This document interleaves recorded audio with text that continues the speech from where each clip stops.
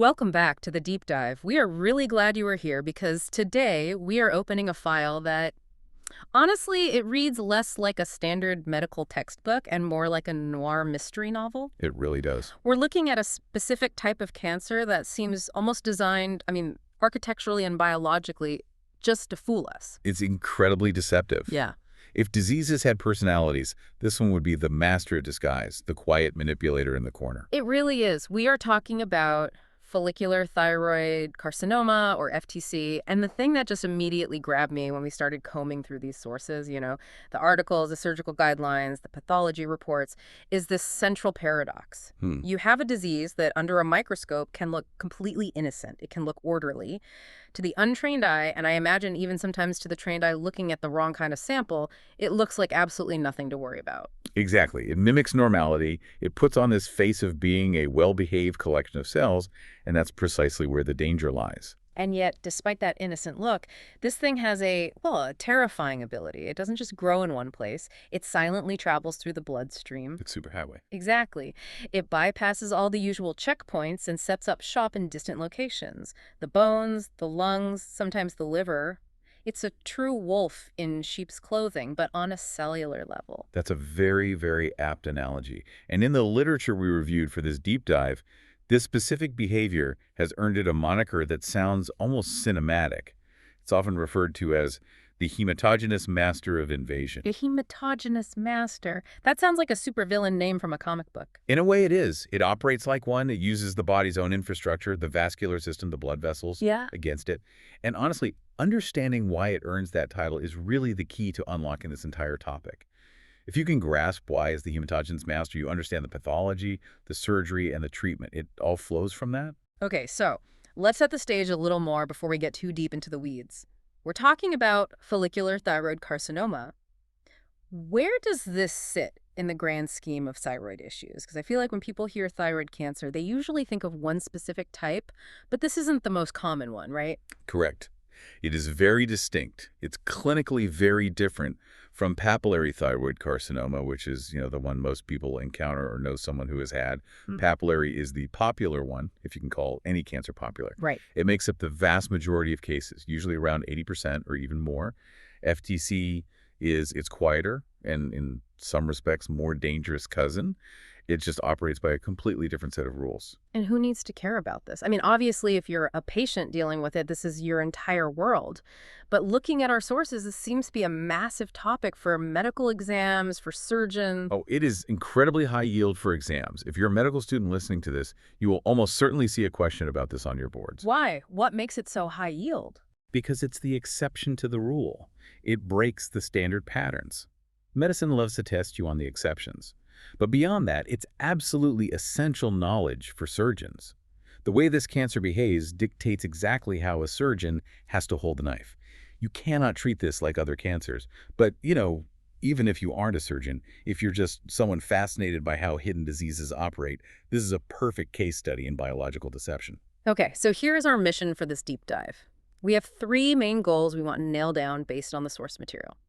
First, we need to understand the big mystery. Why a needle biopsy, what they call an FNAC, why it cannot definitively diagnose this. That seems to be the biggest stumbling block for people. That's the diagnostic trap. That's what we were just talking about. It trips up patients and junior doctors alike. It's the source of so much anxiety because it introduces uncertainty right when you desperately want answers. Right. Second, we really need to explain why it spreads through the blood, that hematogenous spread, rather than the lymph nodes like its cousins. Why does it choose the highway instead of the side streets? A critical question.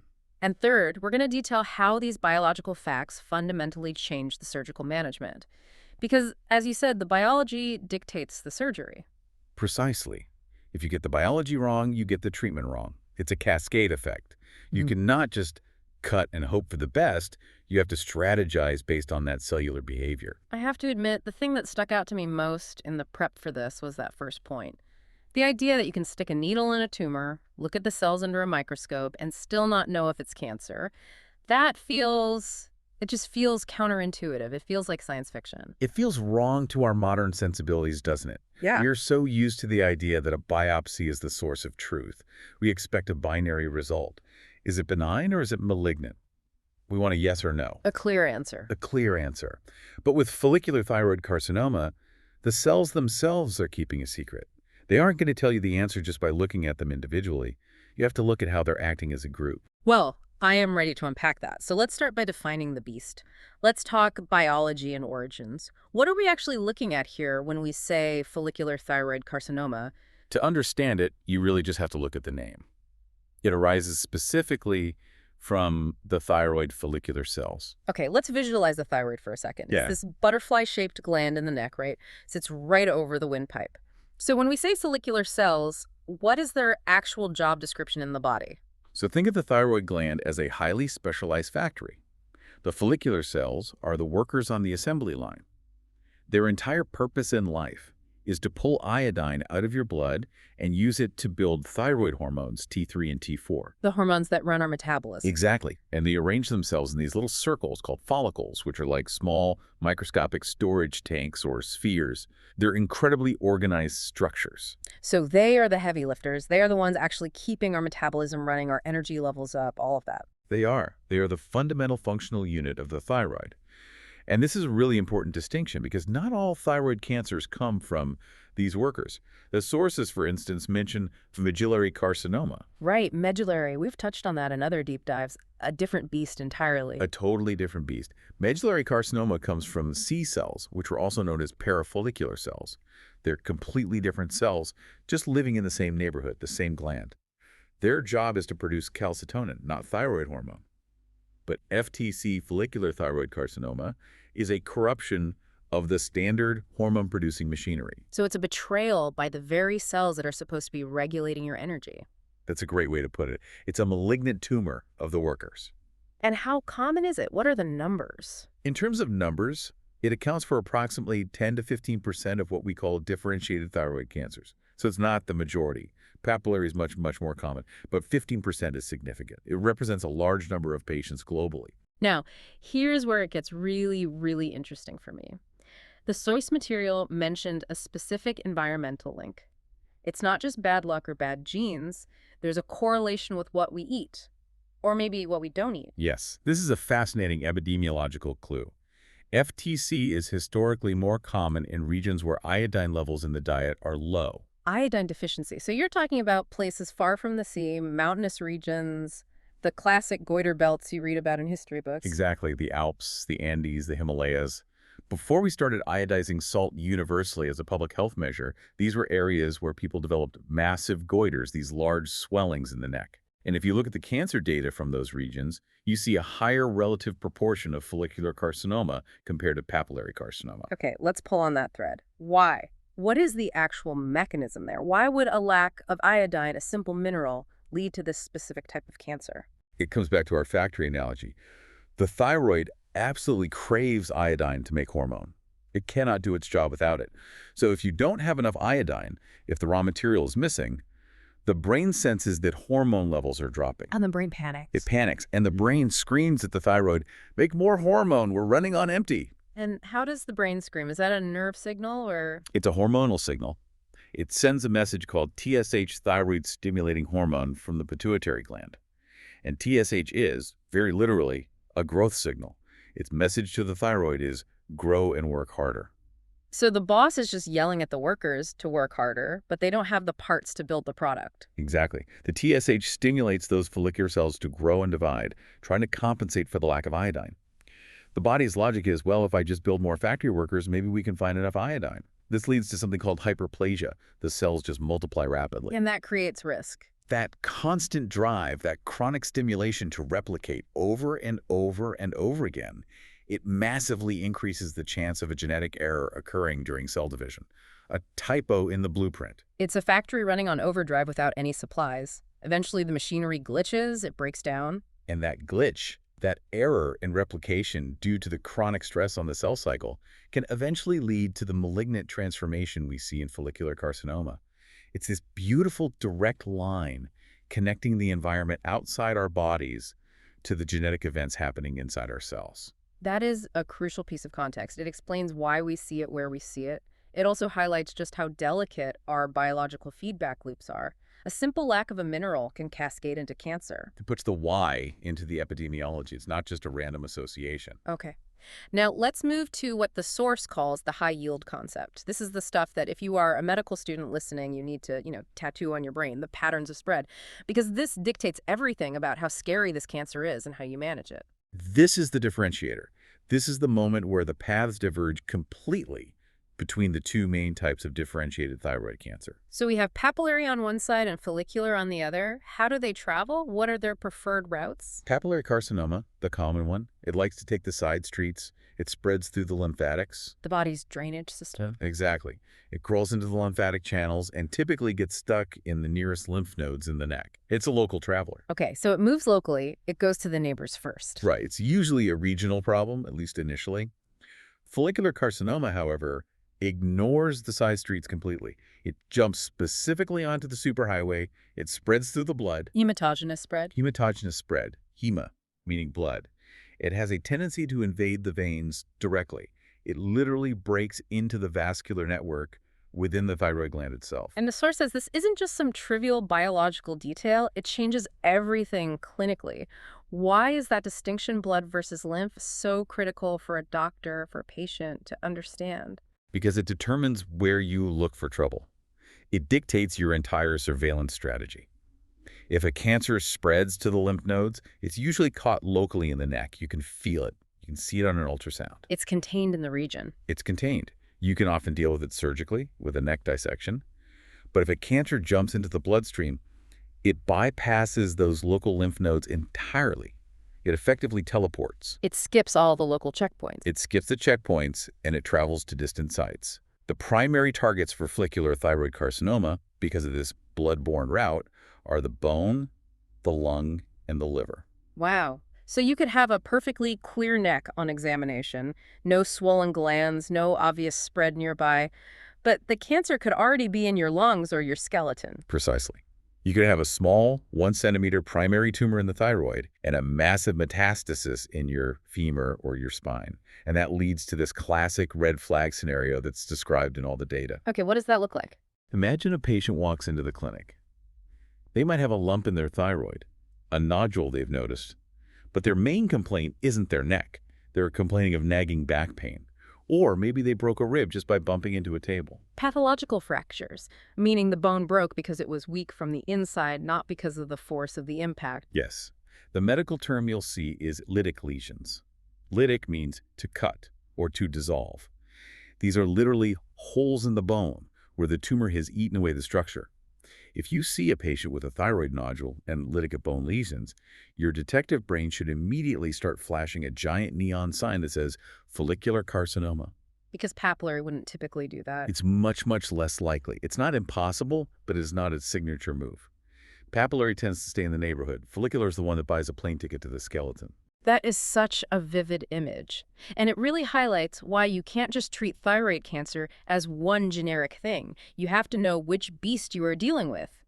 If a doctor sees a thyroid lump and ignores the bone pain because, thyroid cancer doesn't go to bone, they are missing the follicular diagnosis. Absolutely. The behavior defines the disease. Yeah. And this hematogenous spread is why the monitoring for this cancer is so different, which I know we'll get to later. Okay, so we know what it is and we know how it moves. Now we arrive at the part that I found most confusing, and I think it's the part that really makes this topic a deep dive necessity. The diagnostic trap, the failure of the FNA. The central mystery. Yes. This is the part that frustrates patients the most. And honestly, it's the hardest conversation a surgeon has to have with the patient before surgery. Right. So let's walk through the standard procedure. You find a lump in your neck. The doctor orders a fine needle aspiration cytology, an FNAC. The needle biopsy. They stick a thin needle in, they suck out some cells, they put them on a slide. Usually for breast cancer or lung cancer, that tells you what you have. But here, the sources are unanimous. FNAC cannot reliably distinguish between a benign follicular adenoma and a malignant follicular carcinoma. Why? This is the hardest concept to grasp because it sounds like a failure of our technology, but it's actually a limitation of perspective. To diagnose malignancy in follicular carcinoma, you are not looking for ugly cells. You're not looking for weird shapes or giant nuclei. Usually cancer cells look monstrous under a microscope, right? They look chaotic. Not here, not necessarily. The individual cells in a benign adenoma and a malignant carcinoma can look virtually identical. Really? Yes, they're both follicular cells. They both look relatively uniform. They're both trying to make follicles. If you put a single cell from a benign adenoma next to a single cell from a malignant carcinoma on a slide, a pathologist often cannot tell the difference. So the cell itself isn't the criminal evidence. The individual suspect looks innocent. No. The only difference that proves it's cancer is behavior, criminal action, Behavior. specifically invasion. To call it cancer, a pathologist must see one of two things: capsular invasion or vascular invasion. Okay, let's unpack those terms because they sound very architectural. Let's start with capsular invasion. What is the capsule? Imagine the tumor is a collection of cells growing inside a thick balloon. That balloon is the capsule. It's a fibrous shell that the body builds to try and contain the tumor. Inside that balloon, the cells are proliferating, they're crowded, but they are contained. If the cells are just sitting happily inside that balloon, it's a follicular adenoma. It's benign. Yeah. It's safe. Okay, so they're trapped inside the balloon. But if you look under the microscope and you see those cells breaking through the wall of the balloon, burrowing into the rubber, and bursting out into the surrounding normal thyroid tissue, that is capsular invasion. That is the act of breaking out of prison. That is cancer. And vascular invasion, I assume that's similar. That's even more aggressive. That is when the tumor cells are seen breaking into a blood vessel. They are literally penetrating the vessel wall to get into the bloodstream. That's how they metastasize.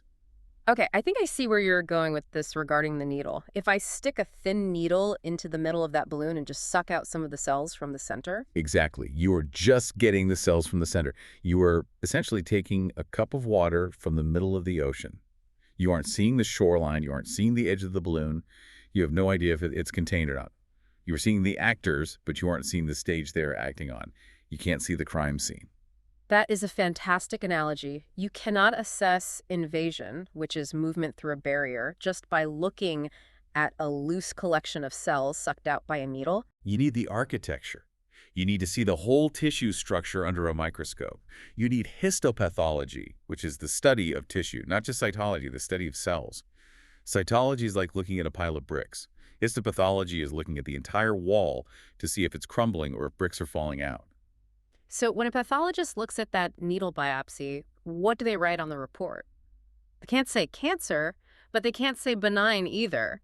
They must have a term for this gray zone, this, I don't know. You do. And it's a term that sends a little shiver down a surgeon's spine. They use a specific label, follicular neoplasm. Yeah. Sometimes with newer classification systems, it's called suspicious for a follicular neoplasm, where it falls into Bethesda category. Follicular neoplasm, which just translates to new growth of follicular cells. It's very non-committal. It's purposefully non-committal. It's a gray area label. Yeah. It's the pathologist telling the surgeon, hey, I see a lot of follicular cells here, and they look like they're forming a tumor. They are crowded. They're forming these little microfollicles. But I cannot tell you if they're invading anything because I cannot see the capsule or blood vessels on this slide. So it's a medical cliffhanger. It is. And as one of the expert sources notes, seeing follicular neoplasm on a pathology report is essentially a surgical diagnosis waiting to happen. Can you not just stick the needle in again? Maybe try to get a bigger sample or aim for the edge? You can't resolve it with another biopsy. You can biopsy it 10 times and you will get the same result. Follicular cells, suspicious for a neoplasm. You have to go to the operating room to get the answer. There is no other way. You have to physically take the balloon out to see if it has a hole in it. Precisely. You need to excise the tissue, the entire nodule with its capsule intact, so the pathologist can examine that interface. That's high stakes. You are essentially telling a patient, we don't know if this is cancer. There's about an 80% chance it's totally benign, but we have to perform surgery on your neck to find out for sure. It's an incredibly difficult conversation. But it is the biological reality of this specific tumor. The only way to prove innocence or guilt is to put the whole tumor on trial.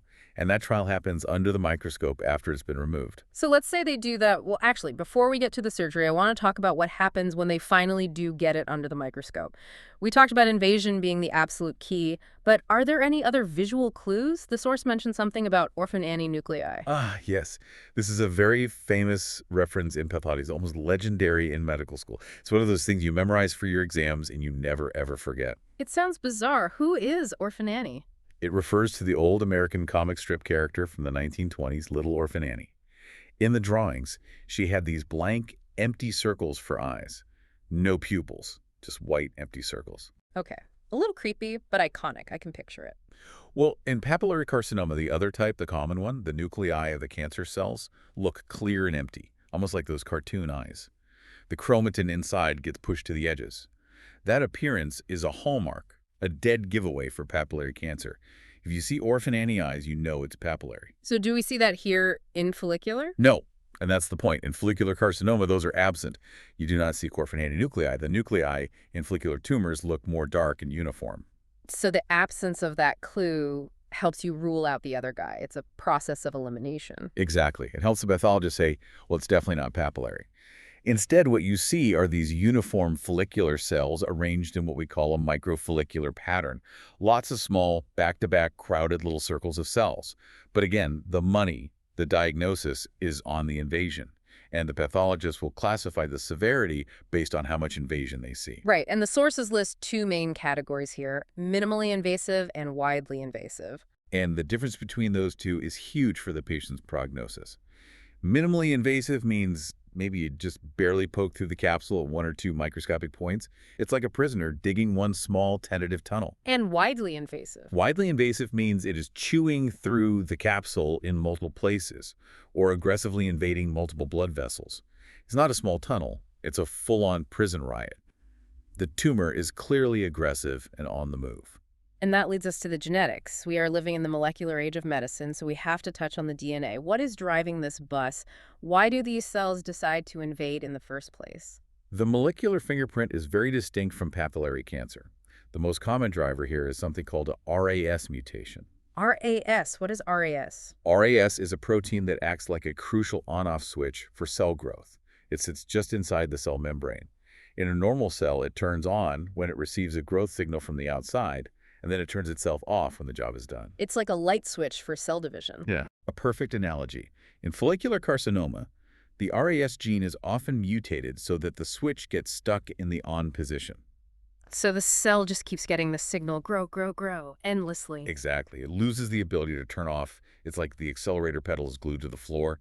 And that constant drive to proliferate leads to the tumor formation and eventually the pressure to invade. Are there other genetic markers? Yes. Another one you sometimes see is something called a PX8 PPAR gamma rearrangement. That is a mouthful. It is. You don't need to memorize the name, but what it is a fusion of two genes that shouldn't be together. It's a type of translocation. But the main takeaway here is that these mutations, RAS and PPAR gamma, are different from what you see in papillary cancer. Which is? Papillary cancer is famous for the BRAF mutation. Follicular is RAS. This proves, on a fundamental genetic level, that they are different diseases. They aren't just the same cancer that looks a little different. They are built differently from the ground up. It's like checking the VIN number on a car. It proves exactly what model you are dealing with, even if the paint job looks similar. Exactly. And that underlying genetic difference is what explains the different behavior and the different pattern of spread. Okay, so we have diagnosed it, or rather, we have identified the follicular neoplasm, and we know we need to act. So let's talk management. This is the strategic management section of our notes. Walk us through the decision tree. What happens next? Okay, so put yourself in the surgeon's shoes. You have a patient sitting in front of you with a biopsy report that says follicular neoplasm. You know there is about a 20, maybe 30% chance it's cancer, and a 70 to 80% chance it's just a benign adenoma. But you cannot tell which is which. What do you do? The source says step 1 is a diagnostic lobectomy. Right. You perform a hemathyroidectomy. Hemi, meaning half. You remove half the thyroid, the half of the lump. Now, my first question as a patient would be, why only half? If there's a chance it's cancer, why not just take the whole thing out to be safe? That seems like the logical move to avoid a second surgery. I'd probably say just get it all out, doc. And that's a very common and understandable question. It's a balance of risk and benefit. Remember, the thyroid isn't just floating in your neck by itself. It's sitting right on top of some very delicate and important structures. Like what? Primarily the recurrent laryngeal nerves. There's one on each side, and they control your vocal cords. If you damage that nerve, you can wake up with a hoarse, whispery voice, sometimes permanently. Yikes. It's a huge quality of life issue. And right next to the thyroid are the parathyroid glands. 4 tiny little glands, each the size of a grain of rice. Yeah. They control your body's calcium levels. If you accidentally remove or damage all 4 of them, your calcium crashes, and you can get tetany severe muscle spasms. It's a serious lifelong complication. So if you take the whole thyroid out in one go, you're operating on both sides of the neck, and you basically double the risk to those nerves and parathyroid glands. You double the risk. And remember, 80% of these follicular neoplasms turn out to be benign adenomas. If you take the whole thyroid out for a benign lump, you force that patient onto lifelong hormone medication, and you've exposed them to double the surgical risk for a completely benign condition. That's considered overtreatment. So you take half. You take the half with the tumor and you send it to the lab. Correct. You send the entire lobe to pathology. The pathologist then carefully slices it up, puts it on dozens of slides, and looks specifically at the capsule, at the blood vessels. This takes time.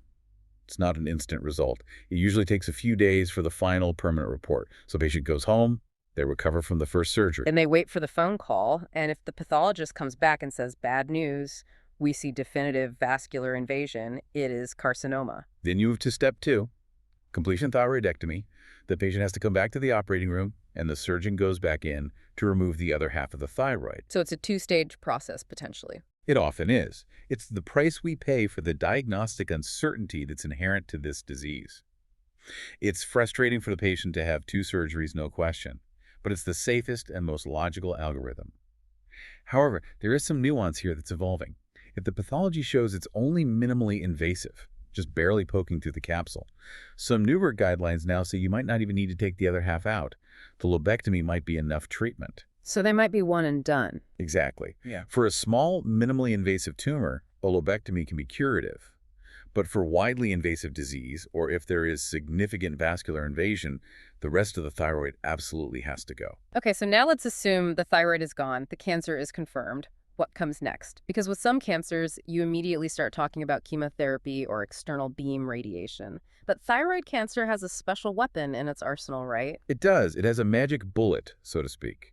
Radioactive iodine ablation, or RAI. And this works specifically because of what we talked about right at the very beginning, the cell type. Exactly. This brings it all full circle. Remember, these are follicular cells. Their entire job in life, their biological programming, is to take up iodine. Even though they're cancerous, they still retain that instinct. They still possess a protein on their cell surface called the sodium iodide symporter. The symporter, it sounds like something out of science fiction, like a transporter. It basically acts like a pump or a revolving door. Its only job is to pump iodine from the blood into the cell. These follicular cancer cells, especially the well-differentiated ones, still have those pumps. They are still hungry for iodine. So you take advantage of that, you feed them iodine that has been tagged with a radioactive isotope. And they greedily eat it. They pull it inside the cell thinking it's food. And once that radioactive particle is inside, the radiation it emits destroys the DNA of that cell from the inside out. It's the perfect Trojan horse. It works very, very well for follicular carcinoma because the cells are well differentiated enough to still act like thyroid cells. That is incredible precision medicine, before precision medicine was even a buzzword. You are targeting only the cells in the entire body that are hungry for iodine. It is. It's one of the earliest and most successful forms of targeted therapy. And the source material rightly contrasts this with medullary carcinoma. Right, because medullary comes from C cells. And C cells don't care about iodine. They have no use for it. They don't have the machinery to uptake it. They don't have the symporter. So if you give radioactive iodine to a medullary cancer patient, you're just radiating the patient for no reason. The cancer won't absorb it. Right. But for follicular, it is a primary tool. It cleans up any microscopic cells that might have been left behind after surgery, or cells that have already traveled to the lungs or bones. And after the radioactive iodine, the patient is hopefully cancer-free, but they also now have no thyroid gland. So they need hormone replacement for life, a daily pill of levothyroxine. But here's the critical nuance. We don't just give them enough to feel normal. We often give them slightly more than they need. This is a strategy called thyroxine suppression therapy. Why is that? What are you trying to suppress? You want to suppress TSH, thyroid-stimulating hormone. Remember earlier, we said TSH is the signal from the brain that tells thyroid cells to grow. Right, the boss screaming at the workers to work harder. Exactly. If there are any microscopic cancer cells left hiding anywhere in the body, maybe a tiny cluster in the lung or a bone that the iodine missed, you absolutely do not want the brain sending them a grow signal. You don't want the boss yelling at them and encouraging them to multiply. So how do you stop the boss from yelling? By flooding the body with thyroid hormone from the pill. The brain's feedback loop senses the high levels of hormone and thinks, oh, we have plenty of hormone, we're good, I don't need to yell. So it stops producing TSH. The TSH level in the blood drops to near zero. You starve any remaining cancer cells of their primary growth signal. Exactly. You put the system to sleep. You remove the stimulus for growth. It's such a logical step-by-step battle plan. Surgery to remove the bulk disease, radioactive iodine to kill the microscopic remnants, and then suppression therapy to keep any survivors dormant. But it all relies on understanding that initial biology. It does. Everything follows the biology. If you understand the nature of the follicular cell, you understand the entire treatment algorithm. So after all of that, what is the outlook? We've gone through surgery, radiation, suppression. What is the prognosis for someone diagnosed with FTC? Generally speaking, the prognosis is good. Let's start there. That's good to hear. It is. In the hierarchy of thyroid cancers, it's generally considered to have a better prognosis than medullary carcinoma or anaplastic carcinoma, which is the really bad, aggressive one. However, it is usually considered to have a slightly worse prognosis than papillary carcinoma. And I'm guessing that depends heavily on that invasion factor we discussed earlier. Minimally versus widely invasive. Heavily. That is the single most important prognostic factor. If it's a minimally invasive FTC, the prognosis is excellent. Near normal life expectancy in most cases, these patients do incredibly well. But if the pathology report comes back widely invasive, that is the major concern. Because of the spread. Yeah. Because of the hematogenous nature? Because of the high risk of recurrence and distant metastasis. Remember, once it hits the blood, it can go to the bones and lungs. And managing metastatic disease in the bones is a much, much harder problem than managing a swollen lymph node in the neck. Bone metastases can be painful, they can cause fractures, and they're often harder to treat with radioactive iodine alone. Right, and that hematogenous spread is really the dark cloud that hangs over this specific diagnosis. It necessitates lifelong surveillance, I imagine. It absolutely does. Yeah. We follow these patients very closely for the rest of their lives. And we have a specific and very sensitive blood test we use as a surveillance tool. We check for a protein called thyroglobulin. Thyroglobulin, what's that? Thyroglobulin is a protein that is only made by thyroid cells, both normal and cancerous. So if you have had your entire thyroid surgically removed, and then you've had radioactive iodine ablation therapy to kill any remnants, your thyroglobulin level should be 0 or undetectable. Because there shouldn't be any thyroid cells left in your body to make it. Exactly. So if that level starts to creep up over time, if it goes from 0 to 5 and then to 10, you know that thyroid cancer cells are growing somewhere in the body. It's a built-in smoke detector for the cancer. It's a perfect tumor marker. It allows us to catch a recurrence very early, sometimes long before it would show up on a scan. Okay, we have covered a massive amount of ground here. We've gone from the microscopic factory floor of the follicle all the way to the surgical table and beyond. I think it's time for a rapid recall. Let's do a lightning round to really lock this in for the listener. I'll throw out a concept. You give me the key. Follicular association. Let's do it. Fire away. Cell of origin. Follicular cells, the hormone producers. Method of spread. Hematogenous, through the blood, not lymph nodes. Key locations for metastasis. Bone, lung, liver. Always think about dendritic bone lesions. The diagnostic requirement. The absolute proof. Capsular or vascular invasion. You cannot diagnose it on FNAC alone. Remember, follicular neoplasm is the trigger for surgery. Environmental risk factor. Iodine deficiency. Think goiter belt. And finally, the big treatment question. Does radioactive iodine work? Yes. It is RAI responsive because those follicular cells still have the iodine pump that's importer. Boom! That is the cheat sheet right there. If you remember nothing else, remember those points. That covers the absolute essentials. As we wrap up, I want to circle back to the so what for our listeners. We always try to leave with a practical takeaway. If you are a student, a surgeon, or just someone who is holding a pathology report that says follicular neoplasm, what is the one thing you absolutely need to remember? The most practical lesson is a combination of caution and action. When you see follicular neoplasm on a report, do not call it cancer yet, but absolutely do not ignore it. This is not a watch and wait situation. It is a call to action for the operating room. You have to respect the uncertainty of the diagnosis, and surgical intervention is the only way to resolve it. It's the Schrodinger's cat of thyroid lumps, isn't it? You don't know if it's benign or malignant until you open the box. Or, in this case, remove the lobe and put it under the microscope. That is a perfect way to think about it.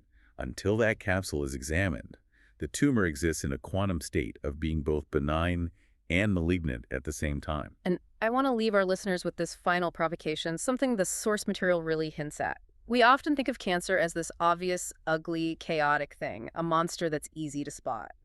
But follicular thyroid carcinoma teaches us that some of the most dangerous cancers can be orderly. They can look uniform, they can look quiet. They mimic normality. They are masters of disguise. Exactly. It mimics normality right up until the moment it proves it has broken the barriers. It's a profound reminder that in biology, context is everything. A cell is just a cell, but a cell crossing a line, that's a catastrophe. Context is king, and for this disease, invasion is the very definition of malignancy. Well, on that note, we are going to close this file, but this isn't the end of our thyroid journey. The sources definitely tease a future comparison, a head-to-head showdown between follicular and papillary. Oh, that would be a great deep dive. The lymphatic traveler versus the hematogenous master. We will definitely have to schedule that soon. For now, thank you for listening. Keep asking questions, keep looking at the details, and remember, sometimes the most dangerous things are the ones that look the most benign. See you next time. Goodbye.